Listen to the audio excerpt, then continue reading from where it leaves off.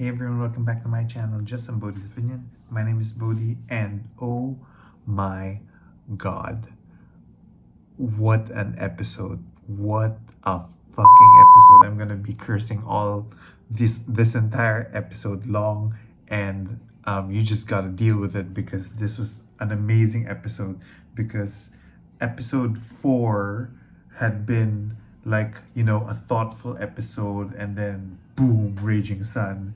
And this episode just gave me so much feelings everywhere, because not only I'll just go through everything, all my thoughts, and then I'll somehow edit all of this together as one video.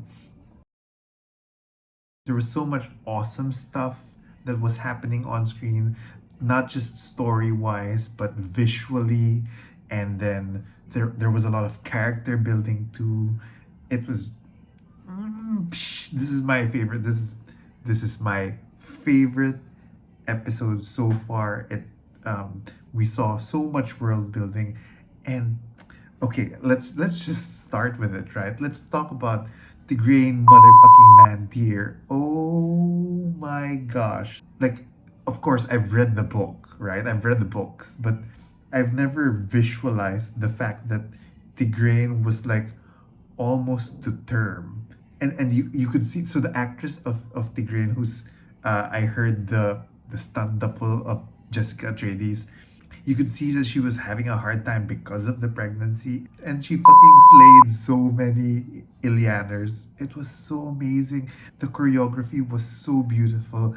So I'm trying to think whether I've seen a lot of battle sequences with spears, and I don't recall. But seeing the battle choreography with a pregnant Aiel woman, well, with all these armored men who were not pregnant. Oh my god, that was so badass. And it's just the cold open. Like, it was literally just the cold open, and it was already boom, like explosion of awesomeness. And then the ending of the cold open was, a mysterious person shoving a sword, and we like, well, I thought that's Tam. That's gonna be Tam.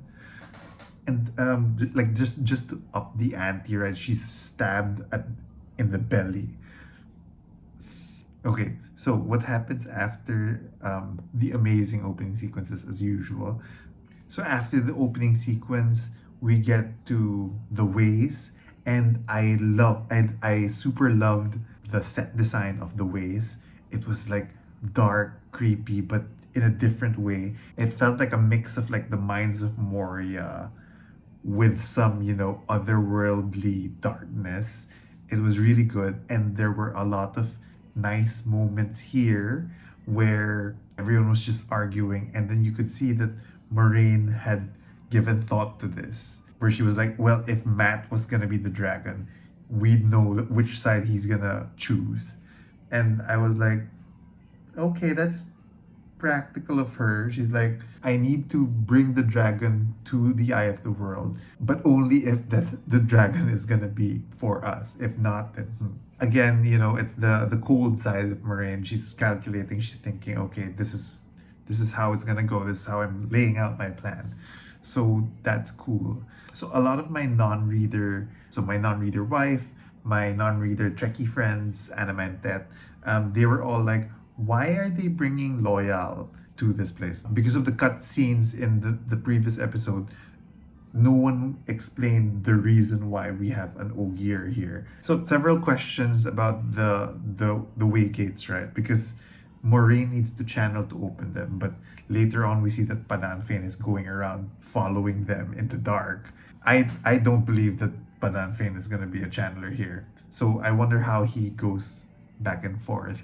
So the role of the Ogier here was just as a guide to the ways, but you don't really feel that as much. Like, I don't know if non-readers got that, but I mean, I guess there was that whole scene where Loyal was like, I'll take some time, and then Rand was like, well, if that he's taking time, this is gonna take a long time.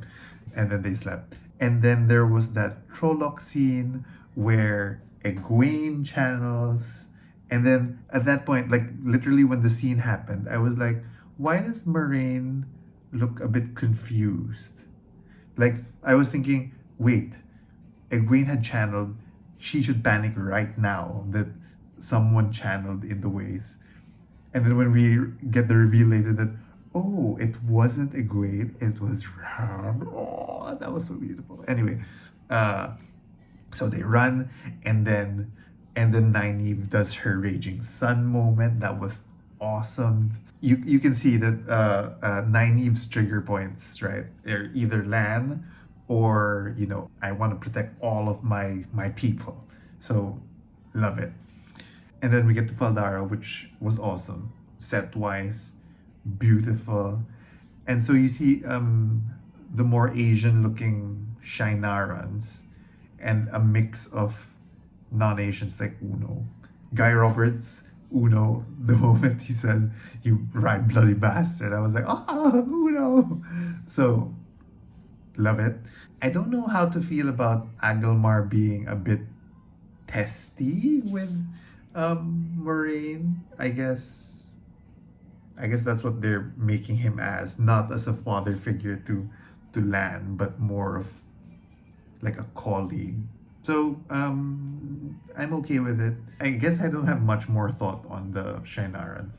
And then Moraine asks Lady Amelina about Min, and it's Min, it's Min. I guess maybe I was expecting too much about Min. I mean, she was great in the scene.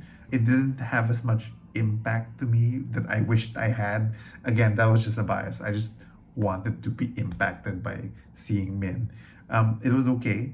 And then so it seems like they're doing the whole fireflies to the darkness thing across all of them, right? Instead of just the three Taverine, it's all of them, which I can go with. The show has not explained the whole Taverine concept, which I'm okay with. Like, I would rather that these are important people in the pattern and things happen, and which is true. Now on the visions, so obviously we have Perrin with golden eyes, we've got the flame of Tarvalon on Egwene, and Nynaeve with the golden ring. In the show, in the scene, they don't show who gets the flame and who gets the golden ring, but we all know what's happening. And when she said the golden ring, Murray was like, I know what that is. So I didn't understand the vision of Rand with a baby, unless that was the vision of himself as a baby. But that was weird. So I don't know. I don't know what that meant. And then finally, the final vision, which is the Amerlin seat will be Moraine's downfall. What does that mean? Like I'm really curious. Like what does that mean? Who, like, what? I'm so confused. So I can't think of how that would happen. I don't know. I don't know. I really don't know. I'll see what everyone's been talking about later. And then we get to this really nice confrontation with the Emmons Fielders about, Egwene, why do you just listen to Moraine? Like you just listen, blah, blah, blah, blah, blah. And then Nynaeve, why do you just argue? Like everyone was just arguing with each other. And then like Egwene dismisses Matt, and then Rand sticks up for his boyfriend. He's like, "No, you motherfucker. Matt's a good guy." And then they all start fighting. Then Baron sticks up to Egwene, and then Nynaeve drops the bomb and says, "Stop fighting over her."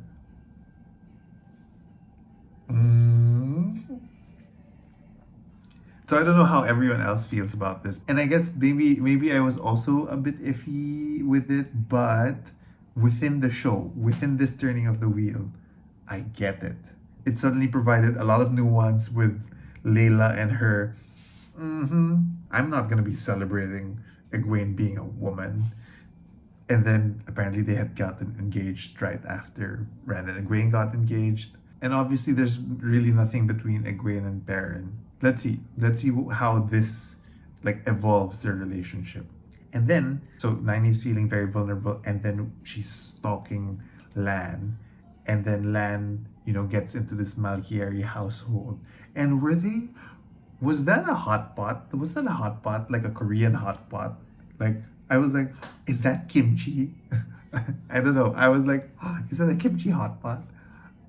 Like, I love how they were able to incorporate Daniel Henney's culture in like what he wears in the Malkieri culture itself. And this was such a heartwarming episode for me. This was such a heartwarming scene for me.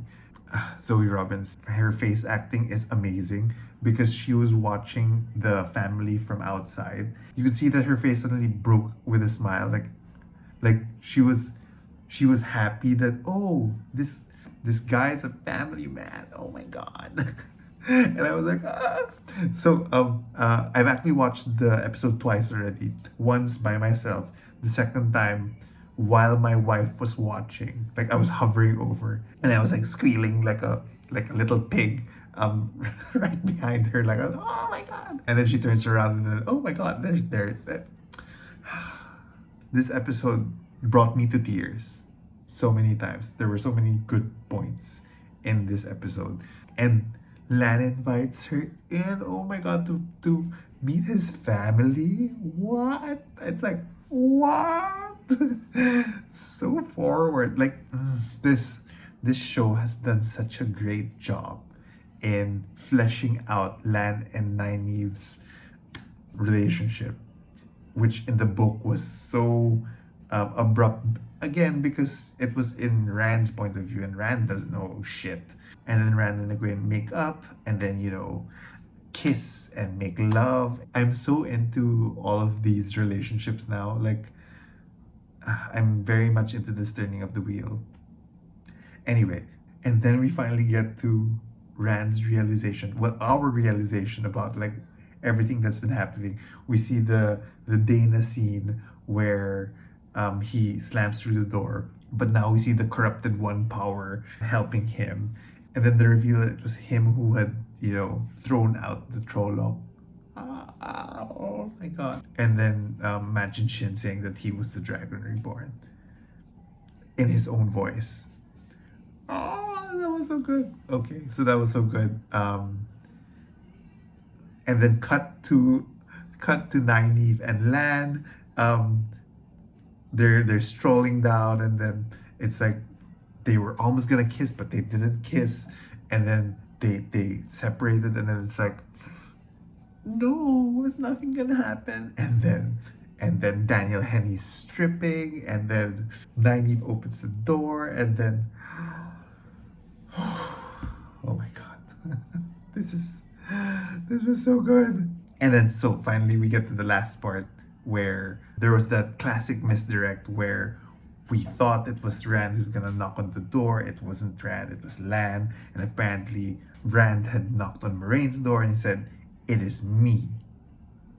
Oh, and so before this, Rand and Min have that conversation, and Min says that her entire vision had been the blood snow and him being raised by a man with sheep all around, very Jesus-like in a way.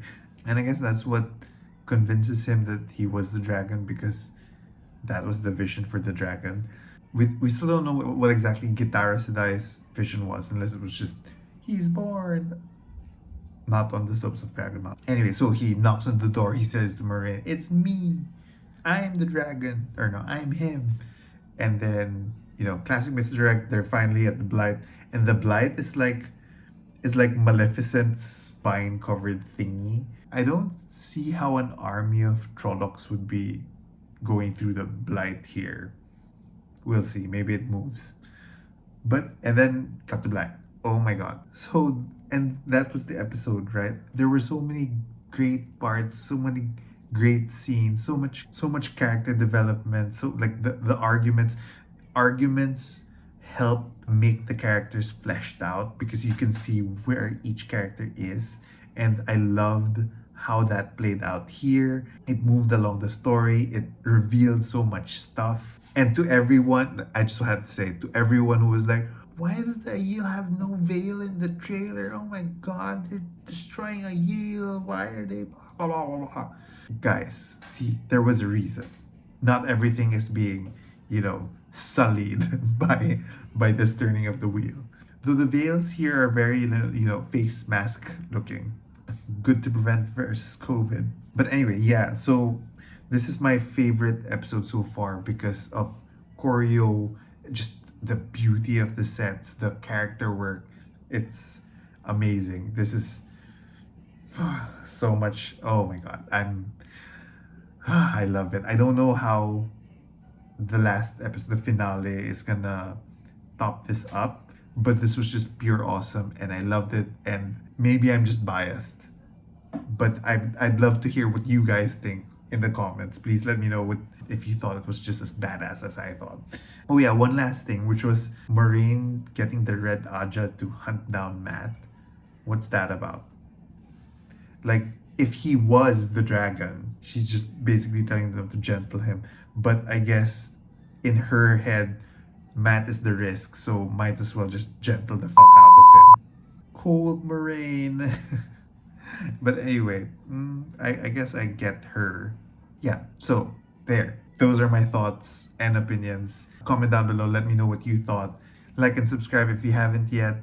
Let's have a great conversation. And if you didn't like my opinion of how awesome this was, dislike the video. It'll help the algorithm. And remember, it's just somebody's opinion. Somebody's opinion.